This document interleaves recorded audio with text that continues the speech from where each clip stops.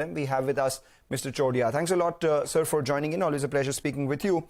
The first question is that after your second quarter numbers, just wanted to understand, will you go ahead and do that 1,15,000 tons in terms of volumes this year itself? Because you have said that, you've initiated some planned shutdowns to streamline your inventory, etc.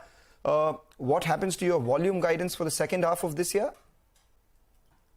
Manglam, you are right. The Indian business is going good. There are not major problems, but we are hit by the, global recession in Europe and America, and volumes are affected because of that, especially in our Thailand company.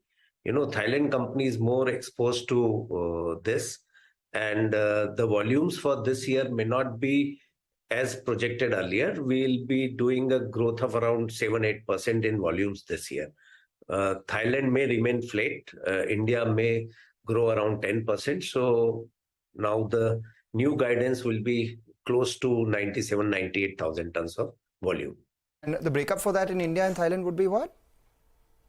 Thailand will be flat, as we had done 35,000 tons last year. So we'll be able to do that, and India will grow by 10%. So from 55,000 tons to something like 62,000 tons volume in India. Okay. Yeah. Is there any downside risk to your estimates in Thailand, sir? I don't think so, because we are, this is after calculating the risk. Yeah. Okay. And in terms of demand, when it comes to India, can you just highlight what exactly the growth is looking like in terms of clients? Because we do understand that you do supply to some big clients in India. Is there any sort of disruption in demand simply because, we are working with a high interest rate environment?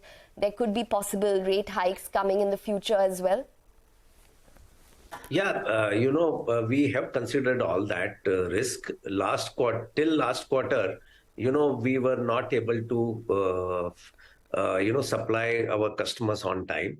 But in Q2, we could do that, and we are left with some inventories also. So we have recalibrated the demand, and going forward, we will also have competition with imports coming into India, which were coming because we were not supplying on time. So now going forward in next 2 quarters, quarter 3 and 4, Indian business will do well. We are sure about that. And that's interesting because, you are increasing capacity both in India as well as Thailand. Just wanted to understand your thoughts on the margins itself. In fact, EBITDA per ton on an absolute basis, because you've also planned to, procure materials locally to mitigate the risk of fluctuating currency rates. Just wanted to understand what kind of impact has the currency had on you in terms of basis points, and going forward, what is a sustainable margin level or EBITDA per ton, whatever you're comfortable giving us? Yeah, margin goes down if the volumes are reduced. Right. Okay, and I have always said that 20-21% is not a sustainable margin. I would always, plan with 18% EBITDA margin, which is sustainable. And, when the volumes go down, our cost also goes up.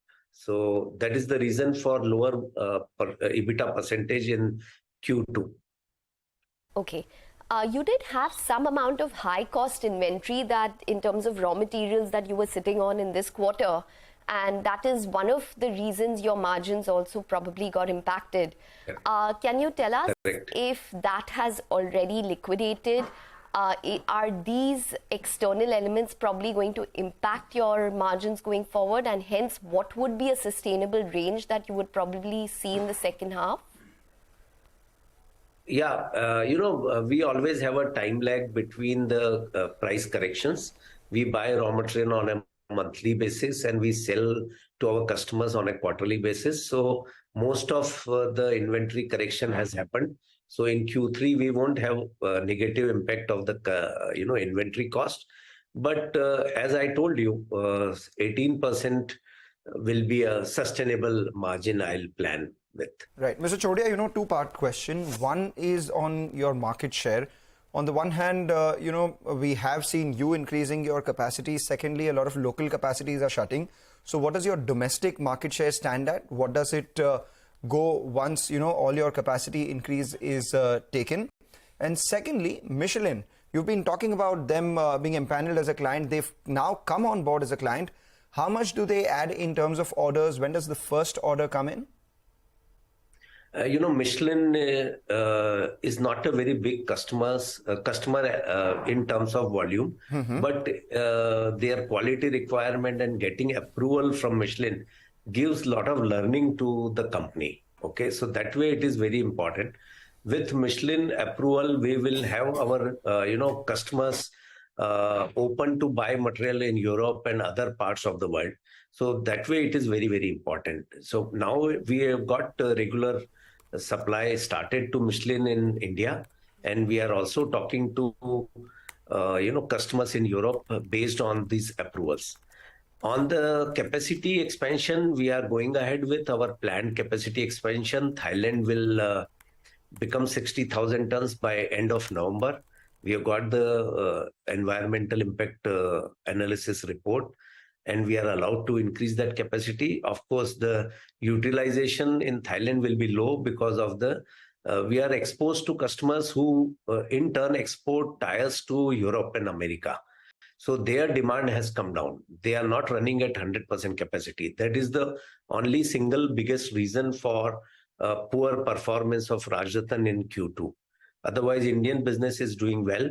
And going forward, long-term plan remains intact. We are, as I have been telling you in my previous interactions with you, that we plan to grow by 20% CAGR for in next 4 to 5 years. So I'm very confident about that. And on the market share? In India, our market share is close to 45-46%, and we don't anticipate a bigger market share. But this Chennai capacity is for the growing market of India. So whatever growth comes in, the tire, consumption or tire production, we are targeting that growth. And Chennai being the port-based location, we are also planning to export at least 50% of production from our Chennai facility. Okay, just a quick last question then, sir. Yeah. Michelin is one of your clients. You are probably trying to get their business in the export markets as well. But Yes. any other big clients that you would, which are probably in your pipeline, which you are probably bidding orders for currently? If you could just leave us with any kind of estimate. We are approved with all the tire companies in India. Michelin was the last one. We got approval. So now it is the question of bigger volume and to more locations of this plant. All these multinational companies have number of factories around the world. So right now we are approved with one factory of Michelin. We are approved with Bridgestone in India. Now we are targeting like from Thailand, much bigger volume in Thailand in the coming years, and also supplying to their Southeast Asian locations. And similarly, Michelin has a very big presence in Europe. So we have set up a marketing office in Europe, and now we are making efforts to get some share of the European market. Okay. All right. So we're going to leave it on that note. Thanks very much for joining in and speaking.